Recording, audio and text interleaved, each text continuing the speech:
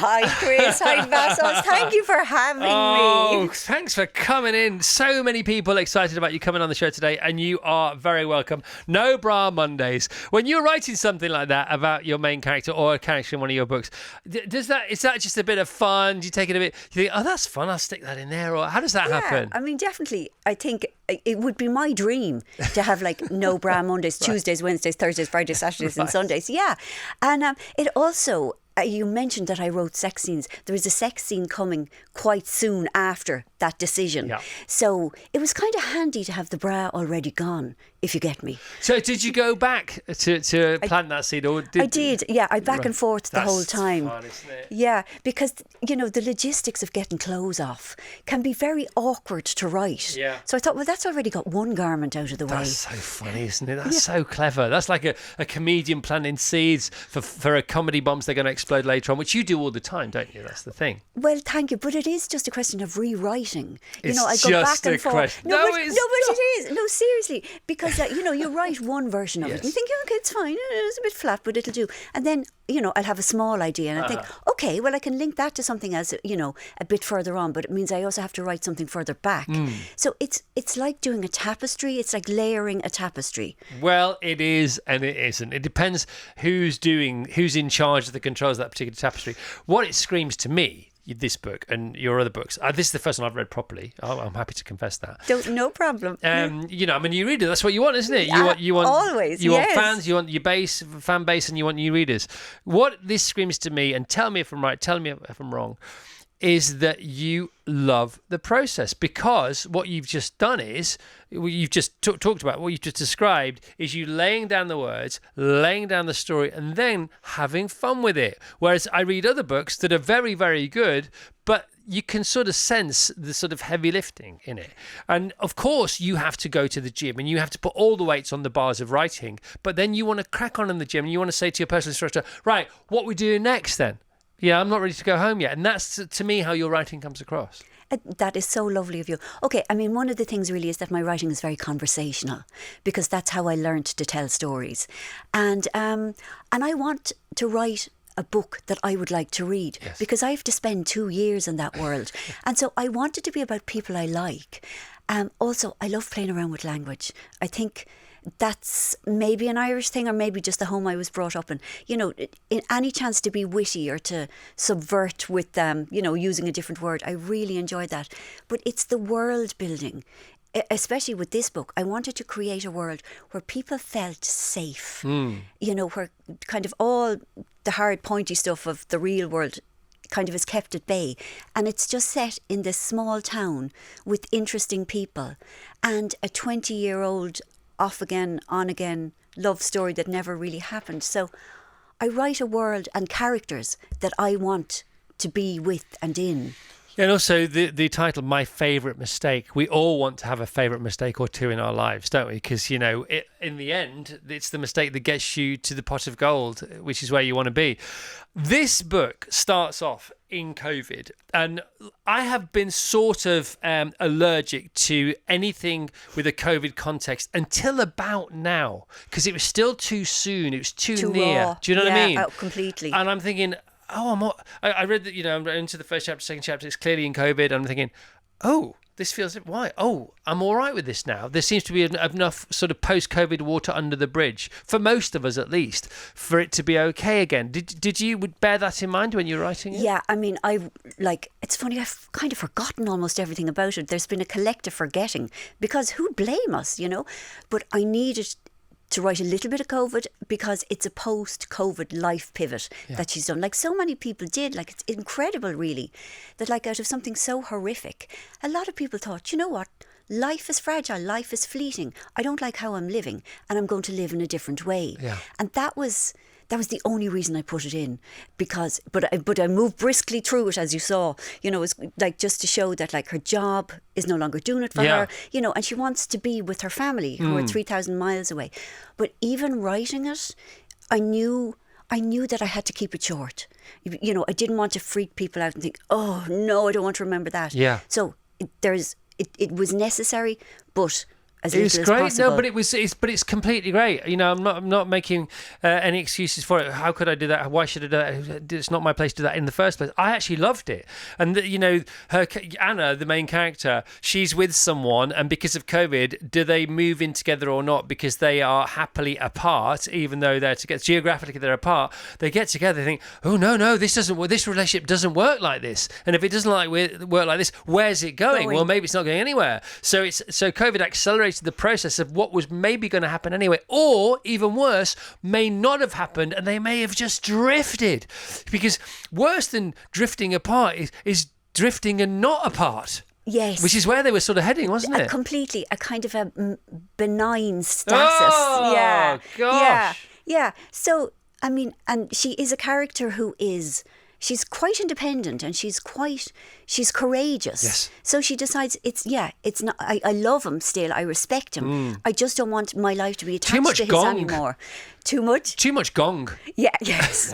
He gongs, doesn't he? Yeah, well, he's a beautiful man. He's very spiritual. Yeah. He does a lot of meditation. Yes, and the gongs, as you say. He brings his gong with him. That's the problem, isn't it? Yeah. This is the thing, wherever you go. Don't mind hearing about the gong, just don't want to hear the gong. Gong. Yeah, exactly. Do it in your own time. Yeah, gong your gong off. Yeah, yes. Oh, very good. You love a phrase like that. Also, she works on behalf of a makeup firm, and she's a PR person, and she fights fires. That's what PR people do a lot. They actually don't get you publicity. They try and stop the bad stuff. Bad pub. You know this better than I do. And you seem to know a lot about it. You've dealt with PRs yourself. I think the people who know more about PRs other than PRs themselves are people who've been represented by them. So I'm like, this is so well informed. This is so on the money because I've been here. Another thing about COVID is she's worried about her job because she's in makeup. Makeup sales are clearly going to go down because people don't have to look like anything because they're not allowed out of their doors. Makeup sales went up. It's bananas, isn't it? It went through the roof. Yeah. I mean, it was makeup and hand weights. Yeah, well, any retail. Yes, yeah. You know. I mean, I remember I kept buying new foundations, even though, like, the only person I saw was my husband, and sometimes the poor delivery man who had to stand at the gate and fling packages at me. Yes.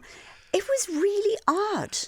You know, I suppose we had to find ways of, generating the dopamine that we would normally kind of manage outside in the world. Yeah. So crazy. Retail therapy plus, wasn't it? Yes, and food. Yeah, weights, anything that you could keep fit with, even though people, they were buying the idea of keeping fit. Yes. You couldn't get a canoe or a kayak for love nor money, could you? Yeah, bikes as well. And, pelotons. Yeah. Well, bikes, they ran out of minerals that they couldn't mine the minerals quick enough to put together the metal to build the frames to import them to the Western Europe and America to make the bikes. Yeah, bikes that would retail for £500, second hand would retail at £1,000. All right, so all that's going on. Yes. So all that's going on. So she is her macro is now in the micro of COVID and lockdown, and she decides, I need to get back home. Yeah, because she's Irish, she's living in New York. Yeah. Her family are 3,000 miles away. So she decides to surrender to the universe. Surrender! Yes, and she took that jump. Yeah. And she binned the lot. The man, the job, the flat. Moved to Ireland. And she expected, as you would, if you've been working in PR in New York, that you'll just swank into Dublin and you'll be fighting off the job offers. And they were all a bit, well, you do know PR is all about personal relationships, don't you? And you know nobody. And that was a shock. But she had friends who have just set up, this feels real to me, a fancy resort in Connemara on the Atlantic, which is the best sea in the whole universe. This fancy resort for very rich people. But the local town is annoyed, and she's down there to try and troubleshoot. And just writing that whole community was just such a delight, because I think any small town is a microcosm of the whole world. Yeah, of course. We get everybody. And especially in Ireland. Especially in Ireland, where it is all very intimate. And while she is there, the connection is the luxury retreat because it's old friends of hers. She is brought back into the path of this man, Joey, Narky Joey, they used to call him, because he was just one of these silent men who just, glowered a bit, just looked a bit kind of sexy and mute. Yeah. And she and him have had this kind of on-off 20-year... Frisson. frisson, yeah, because nothing ever really happened, but they were always kind of at the wrong time for each other. And then they both went off, they married other people, and they both hurt each other as well. And then, like 20 years on, they've both ended up in the same place. They're single, and they are having to deal with like their attraction to each other, but also that thing of when you're middle-aged and you suddenly realise, oh, I wish I'd handled that thing bit better in my past. Or, oh, I have so much regret about the way I was in that situation. So it's about love in middle age. And it's also about how we forgive ourselves for the things we did when we didn't know any better. Yeah. When we were young and foolish, we were young and foolish. That's exactly it. My favourite phrase. Yes. You know, if we had known better, we would have done better. Of course. And what I like about it is it also tests the tenet of, you know, what ships have actually sailed and what ships have we imagined have sailed. And if certain ships have sailed because you have entered into different kinds of relationships, if you then untangle or untie yourself from those ships can return. Sensual ships, ships that, you know, if you sense they're not there anymore, you might feel embarrassed about getting romantic or getting a bit sexy. You know, is there a time when that is over, or is it situational, not chronological? That is, you've put that so beautifully. Yeah, and like my feeling is we're never too old. That like for as long as we're alive. Yes. And Come on, we're alive, guys. We are alive. We got a pulse. Exactly. And why should we deny ourselves even the choice to explore a situation? Yes. You know, what's the worst that can happen? Yeah. And really, I mean, the older I get, the more I know that, like, my emotions continue to be as intense and as, you know, the capacity for joy or curiosity or friendship or love, they're still as vital as they ever were. Yeah, well, they're as vital as they ever were, and they're not as chaotic. Oh, absolutely. So there may be fewer of them, but they are stronger, they're more identifiable, and they're more unignorable.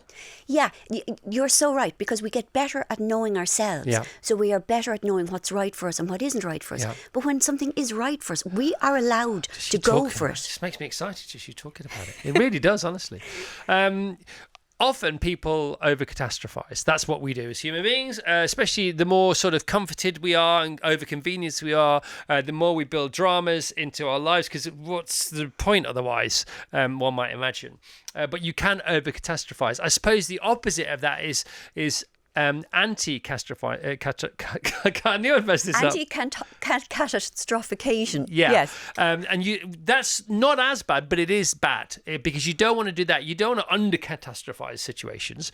And I sense that Anna is somewhere in the middle. She's sort of got it. She seems to have it right, because she's got like, you know, 50% of this, 25% of that, and somewhere in the middle, it does help her make the right decisions. Do you know what I'm saying? Yeah, no, absolutely. Because, I mean, you know, it's common sense really to think, well, if this doesn't work out, these bad things will happen. Yes. But if it does work out, or even if it doesn't work out, but I've tried, yes, that will still be interesting and enjoyable. No, I think she's very, you know, of all my characters, she's probably the most grounded. And also she's quite independent. Yeah. You know, she's courageous. And I love that for her, because I love what she does with her life. She never wanted to have children. She never wanted to get married. She wanted to, like, from really young, she wanted to travel the world. And, you know, that kind of happened, and then she stopped in her 20s. But now that passion has come again. Yeah. You know, yeah, life is about ups and downs. Like, you know, we can be steady for a long time in our life, and then either we change or our circumstances change. Yeah. And it's about how we respond to those changes. And it's also easy for her and anyone really to be a superstar in a room full of strangers. But then when you go back, that's so good. But when you go back home, yes, you go, no, look, yeah. Well, I was a big shot in PR in New York. Hang on a minute. We're Irish. We are PR. Yeah. That's what Irish people. I've never met an Irish person ever in my life that needs PR, because that's what you were born with it in your veins, weren't you? So she comes back with, this is a superpower. I go, it's not a superpower here, I'm afraid. We're just as, that is beautiful. That's very generous of you to say about Irish people. But yeah, I suppose that whole chat and charm that might work in New York is kind of 10 a penny in Ireland.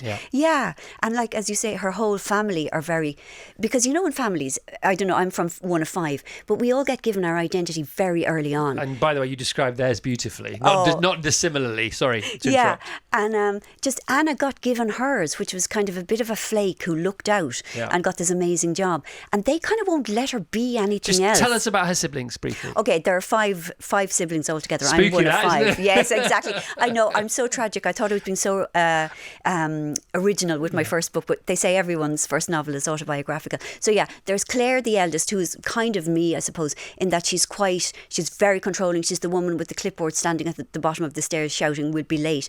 Then there's Margaret, the good girl.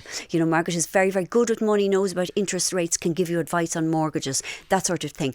She's been dead from the neck down from the age of 35. She, doesn't want to have sex. She's very happily married. The pair of them are in agreement on it. Then there's Rachel, who I also identify with.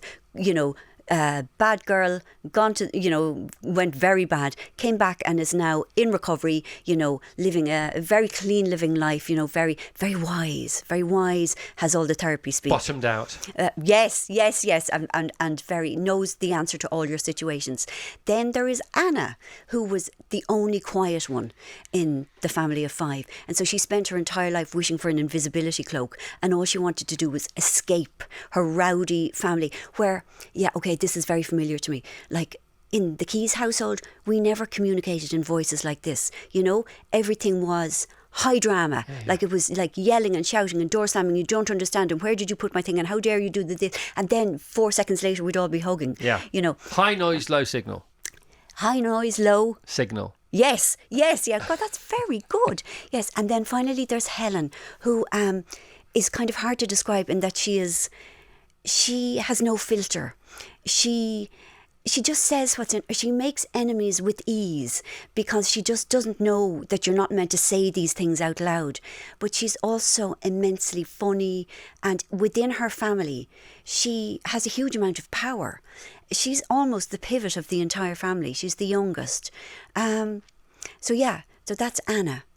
Anna is the one who wanted to escape and now has come back. So obviously she seems quite balanced. She's been a big shot of sorts in New York. She's had this lover here and that lover there, and she's coming back and she's not quite sure, and she thinks she's going to be headhunted, but she isn't. She has to get a normal job, and everybody told her this was going to be so, and then she goes back to the village, and all that's going on. But she does have not so much a soothsayer, but she is prone to a convenient butterfly appearance. Yes. Where does this come from? Okay, well, it's a thing that I've heard over and over again. Yes. People who have been bereaved have been visited by butterflies. Like, my own mother, who is very, she's, robust opinions about my books. When she read this, she told me about, she went to visit the old home where she'd grown up of, and it's all tumbled down, like it was just a cottage. And she said that as soon as she got out of the car, like this butterfly came straight towards her, and she said she knew it was her mother. And so Anna had been married once a long time ago, and her husband died, and she kept trying to contact him through like mediums and, tarot readings and all of that. And she had read that butterflies often appear. And a butterfly did appear. And on and off in her life, and that was 17 years ago, on and off in her life since then, a butterfly has visited her. Visited, like it flew around her. It was in the room. It was in wherever. Yeah. At a time when she had to make a decision. She was wondering, should I do this? Should I not do this? Yeah, and usually it's with the affirmative, isn't it? Yes, yeah. When she sees the butterfly, she thinks, okay, I'll do this. I'll be fine. No matter what happens, I'll be fine. And it's kind of nice. And at the same time, she doesn't know whether it's her deepest self that's giving her, like her most evolved self, or, the universe, or her late husband. But she always takes it as a sign that it's safe to proceed. But it is so interesting, the amount of people who I've read it, and people have told me that they felt so comforted by the visit of a butterfly. I would go with nature generally with that. Yes. I now, if I spend as much time as I can in nature, and species, animals, furry, feathery friends, they come and visit you and they reassure you and they give you a look, and even if they don't, they give you a moment for you to reflect on what you think anyway. And that's in a similar way is the same thing. Yeah, I'm getting shivers even hearing you say that. I get that with trees. Like, there's a huge oak tree near where I live, and it's just that sense that this has been here hundreds of years, and it will be here long after I've gone. Yeah. And my life is short. Yeah. And it would be okay, no matter what I do, what decision I make, right or wrong. Even if it's wrong, I'll be okay. Yeah. The tree has seen many, many lives. People born, people living their lives, people leaving. And ultimately, we're all pretty much okay. That's what I get from it. Yeah, no, I notwithstanding extreme situations, of course, I completely agree with you. When I was younger, I thought, what must it like to be an oak tree? Same place all these years. And as I get older, all I want to be is an oak tree. Yes. Oh, God, that's beautiful. And I only found out recently that, like, trees communicate with each other through their roots. I mean, I just think that's phenomenal. Do you know about the leaves and the cows? Well, I do know about the leaves and the cows, but, like, that it's not, a tree is not just alone. Not at all. Yeah. It's amazing. It's amazing. This has just been handed to me. An evening with Marian Keyes, tonight 7 p.m, if we ever let her go. She might be here till then. St James's Church, Piccadilly. Tickets from waterstones.com. Oh, you've got to go to that. If you're anywhere within 100 miles of St James's Church now, get a ticket for waterstones.com. An evening with Marian Keyes tonight, 7 p.m. Thank you. How does that pan out? How is an evening with Marian Keyes? Is it Oh. a Q&A? Do you have a keynote or what? Yeah, a wonderful, one of the youngs, Monica Heisey, she's a fabulous writer. She's interviewing me. So we'll have a chat, I don't know, maybe 40 minutes. And then, this is my best bit, and then a Q&A with the audience, which I love. Of course you do. I do, because, I mean, I feel like, although I haven't met all my readers, I feel like we are friends. Yeah. It is the part of my job that I enjoy the most. What's the flavour of questions you get asked? Oh, all kinds of things. I mean, people often ask about movie adaptations. They ask, where do I get my ideas from? They ask about various characters and how are they doing now. Sometimes they ask me about other things, like, if I've been sharing stuff on Instagram or whatever. At the moment, I'm going through a huge Etsy phase of buying, like, hand-woven, wonky tapestries from Sweden, from the long agos. Well, why? Oh, Why not, but why? Because they were done by individuals with their own individual Swedish hands, and like everything is so sort of, it's unique and No, I get it. Individual Swedish hands. Done. Yeah, exactly. So yeah, I get very passionate about things. I never just like something. I adore it. I go from. Are you a fan of Scandinavia generally? Oh, I love it. Do you go there? I do. And my favourite TV shows are like Murders in the Snow. Murders in Cold Places is my very favourite genre. Yeah, and I'll take any of Well, them. it preserves the evidence so well for a start. This is it. very Like, handy. you get through a whole winter. It's like getting the bra off when you know you've got a sex scene to write in a few pages' yes, time. exactly. Yeah. It takes care of a lot of things. Jeez. Do you think the Scandinavian culture mindset has anything particularly in common with the Irish mindset? To be honest, I don't think so. I find them they're so nice and they're so steady. Yeah. I find, that they're very... I suppose the one thing that they do have that's in common with Ireland is that they don't like people getting above themselves. Yeah. There's a real kind of distaste for flash in, Norway, Sweden. Well, equanimity Denmark. as well. There's a lot of that going on, isn't there? And they really enjoy humour. No, I love them. I mean, they make such beautiful things, but they're quiet, which I find unnerving. I like a lot of chat. I like voices, but I love going there. You say you like a lot of chat, but there's so much thinking clearly that goes into all your books. So it can't all be chat. No, it isn't. I mean, the funny thing is, I know I'm talking here and I am really, really enjoying this, but I am actually an introvert in that I need a lot of time on my own. Like, I mean, I joke and I say that I have to spend 22 hours a day, like, sequestered in a dark room. But I do, I go out and I have a lovely time, but then I have to come home and recharge. Like, I'm not able to be kind of having the chats the whole time.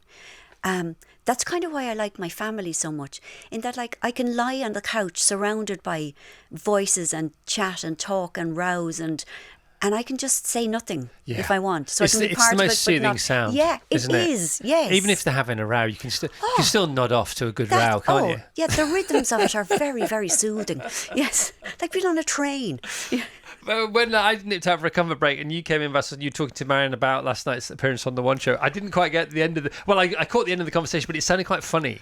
I love the fact that, is it your mum who gets the first draft of any book, and then Yes. you're waiting on tenterhooks to hear her response? Yes, but I don't know how much I'm allowed to say. Not all of it. Okay, all What, right. you said on The One Show? No, I did not say it on The One Oh, Show. right. No, but I don't know I if did I'm not allowed say to. it on The One I did Show. not. No. I would have been in such trouble because I got a phone call from her afterwards saying that I did a good job on The One Show. Yeah, but my mother is, she is fabulously robust, as I said, and she goes through it with the red pen. But she insists that there is a certain... Yeah.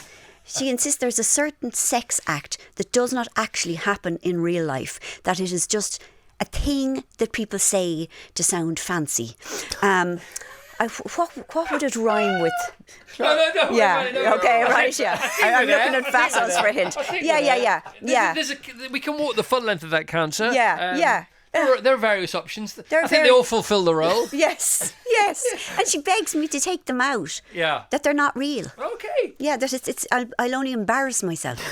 But she likes this. She did like this, yes. She said it was very funny. Also, she likes one of the characters goes through a lot of personal growth and takes responsibility for himself and everything. And she did say, yes, people can change, which you've no idea how much that was balm to my soul.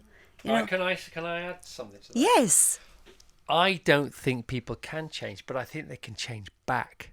Okay. And I think the character she's Yeah, talking about, and no yeah. spoilers here, certain people go through certain phases, and then the people surrounding them who maybe don't have their best interests at heart say, well, leopards never change their spots. But who they're seeing isn't who that person was. And the person they're seeing is the resultant of the trauma or the experiences that they went through, and they can change back. That is so perfectly put. Absolutely. Because, I mean, people are not born bad, but people are wounded. Yep. And as you say, people experience trauma and their behaviour changes.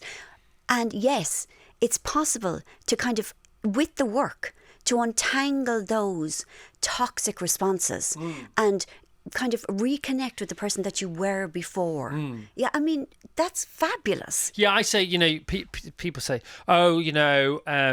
some people can never change. No. Nobody can't not change. Nobody can't not change. Everybody changes. And if people say, so-and-so can't change, that's projection. That's you hoping that you haven't changed, but you have, because we all change. Because we all change. We're all doing it all we the all time. change. And you can call it evolution, revolution, devolution. Life. Life is life, isn't it? Marianne, you are wonderful. You are wonderful. And so are you, Vassos. Thank you. Abigail in Worthing says, morning Chris Vass and the tremendous team. I've read every single one of Marian Keyes' glorious books, most of them more than once. This charming man is my favourite, and I've laughed and cried through it so many times I have lost count. When you're writing things that make the rest of us cry, do you cry when you're writing them? Not really, to be honest. And it's simply because I have to be on very solid, steady ground Right. in order to write something. I mean, I don't use writing as catharsis or therapy. Yeah, No, but sometimes it might use you. Yeah. But no. But no, I don't cry, and I rarely laugh. Yeah, I'm just trying to be as honest as I can be. Yeah. And that gets in the way, doesn't it, I suppose? Yeah. Emma in Maidenhead, please can you let Marian know that I've read every book she's written. Here we go again. I love her books, and in every book that she writes, I feel that she's speaking to me. Oh, thank you so I much, had Emma. the same experience at a Justin Timberlake concert once. He was just singing to me.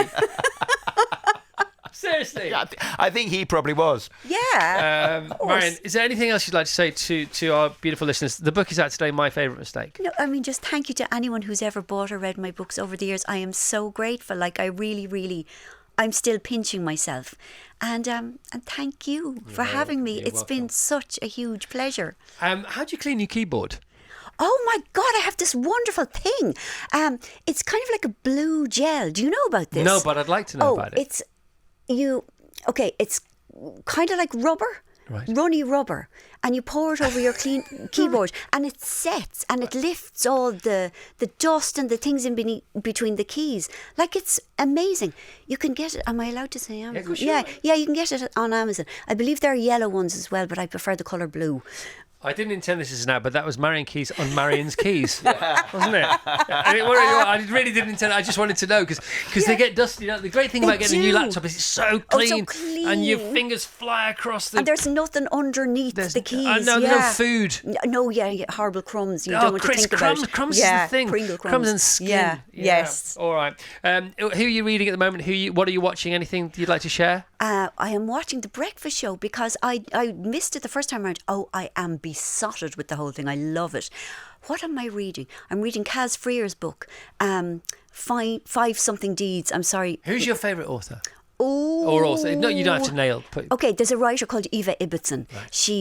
She was an Austrian writer. She was a Jewish refugee, arrived in the UK in 1933, and all her books are about displaced people, but they are so funny, they're so sweet, she's amazing on human beings. They're one of those books where, like, if ever I'm feeling low, I can just disappear into that world. I recommend her so much. Eva Ibbotson is her name. And when do you finish this this tour, this PR tour? Friday week. I mean, I've bits and pieces during the summer, where I go to festivals and stuff, which are always so nice. But I mean, this has been, it's such an honour to get to do this. Yeah, of course it is. I still can't believe that this is my life. Wow. Well, you deserve it, because whoever dishes these things out has dished it to the right person. You're awesome. You're so lovely. Virgin Radio.